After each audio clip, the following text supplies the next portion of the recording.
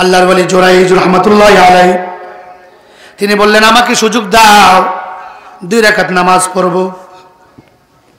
তিনি ওযু করলেন, 2 রাকাত নামাজ পড়লেন, এরপর আল্লাহর কাছে সাহায্য চাইলেন। দোয়া শেষ, ডাক দিলেন, মহিলা তোমার বাচ্চাটা আমার কাছে নিয়ে আসো। মহিলাকে বাচ্চাটা ওনার খুলে দেওয়া হলো। উনি বাচ্চাটা খুলে নিলেন। 1 দিন বয়স। এই বাচ্চাকে লক্ষ্য করে বলতে লাগলেন, বাচ্চা তুই বল কে তোর বাবা? সুবহানাল্লাহ বলবেন না? ও বাচ্চা তুই বল কে তোর বাবা? বাচ্চার জবান খুলে গেল। বাচ্চা বলতে লাগলো, হুজুর আমার বাবা পাহাড়ের পিছনে একজন রাখাল বকরি চড়ায়, ছাগল চড়ায়, এই রাখাল হলো আমার বাপ। গ্রামবাসী বলতে লাগলো, মহিলা তুই না হুজুরের নাম বললি, বাচ্চা তো আরেকজনের কথা কয়।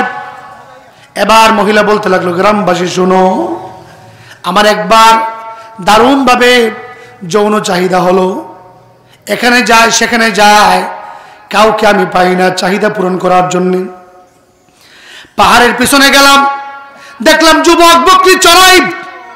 ডাক দিয়ে বললাম, যুবক গুনাহ করবানি। আমার ডাকে যুবক সাড়া দিল। গুনায় লিপ্ত হয়ে গেলাম, গর্ভবতী হলাম, বাচ্চা হয়ে গেল। তাহলে হুজুরের নাম বললি কেন?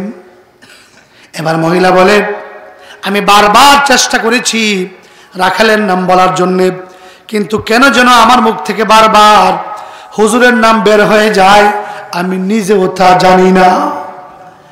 আল্লাহর ওলি চোখ দিয়ে গড়গড়ায় পানি পড়তে লাগলো। আল্লাহর ওলি চিৎকার করে বলে, মহিলা তুমি জানো না, আমি জানি আমার নাম কেন তোমার মুখ দিয়ে বের হয়। কারণ হলো, একদিন আমি নামাজের মধ্যে দাঁড়ানো ছিলাম, আমার মা আমাকে 1 বার নয় 2 বার নয় 3 বার ডাক দিয়েছিল। নামাজের কারণে মায়ের ডাকের উত্তর দিতে পারি নাই। মা আমার জানতেন না আমি যে নামাজে, না জেনে আমার বিরুদ্ধে বদদুয়া করেছিল আর বলেছিল, আল্লাহ আমার ছেলেকে মরার আগে আগে বেশ্যা নারীর অপবাদ দিয়ে মওত দিও। মায়ের বদদুয়া কবুল হয়েছিল, এই জন্য বারবার তোমার মুখ থেকে আমার নাম বের হয়। অযুবক একবার চিন্তা করে দেখো, নামাজের কারণে উত্তর দিতে পারে নাই, এই জন্য যদি এত বড় শাস্তি হয়, তুমি আমি দৈনিক কতবার মা বাবার নাফরমানি করি।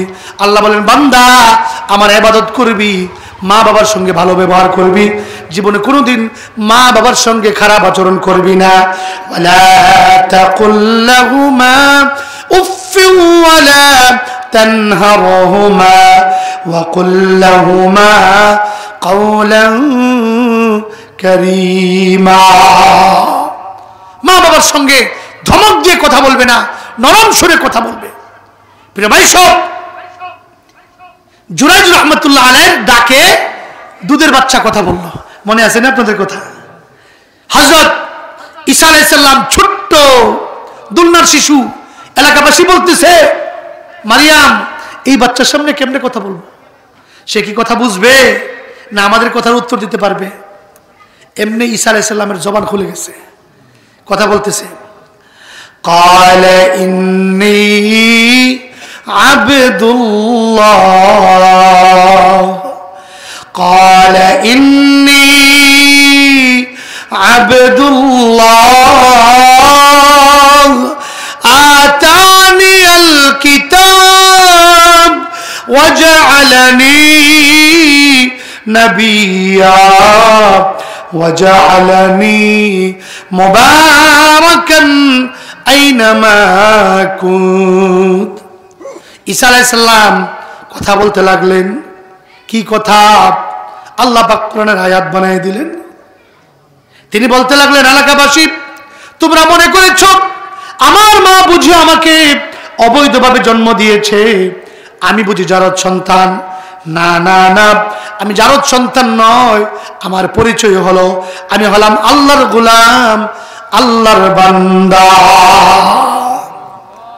আল্লাহর বান্দা আমি। এই কথা কেন বললেন? আল্লাহ পাক আলিমুল গায়ব, তিনি জানেন ভবিষ্যতে যারা ঈসা নবীর অনুসারী হবে খ্রিস্টানরা, ওরা ঈসা আলাইহিস সালামকে আল্লাহর পুত্র বলবে। এটা আল্লাহ আগের থেকে জানেন।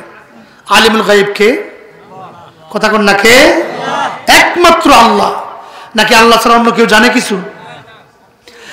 আলিমুল গায়ব ওয়াশ শাহাদা হুয়ার রহমান আর রহিম। একমাত্র আল্লাহ হলেন আলিমুল গায়ব, তিনি জানেন ভবিষ্যতে কি হবে। বর্তমান যুগের খ্রিস্টান যারা আছে, ঈসা নবীর অনুসারী ছিল, এই খ্রিস্টানরা কি বলে জানেন?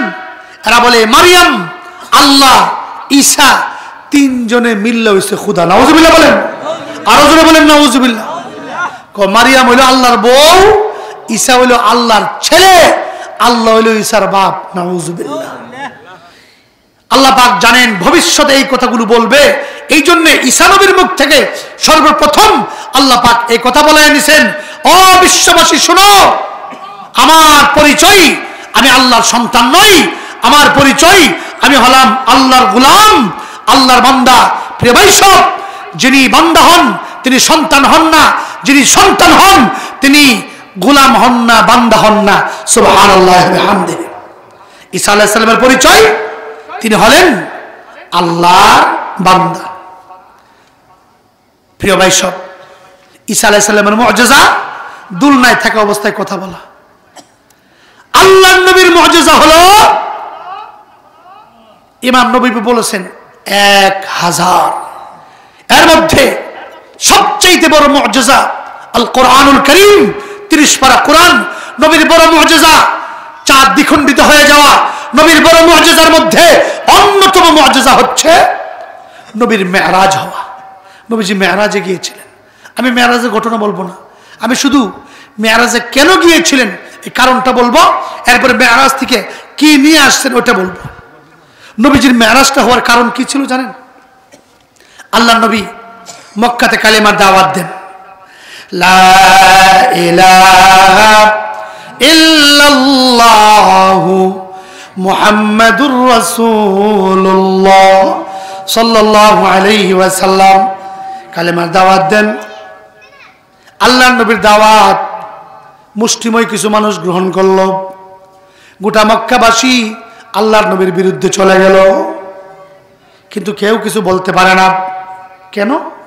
নবীর চাচা আবু তালিব মক্কার নেতা, নবীর বিবি খাদিজাতুল কুবরা ধনী মহিলা, তার একটা প্রভাব ছিল আরবে, তার ভয়ে কেউ কিছু বলতে পারে না।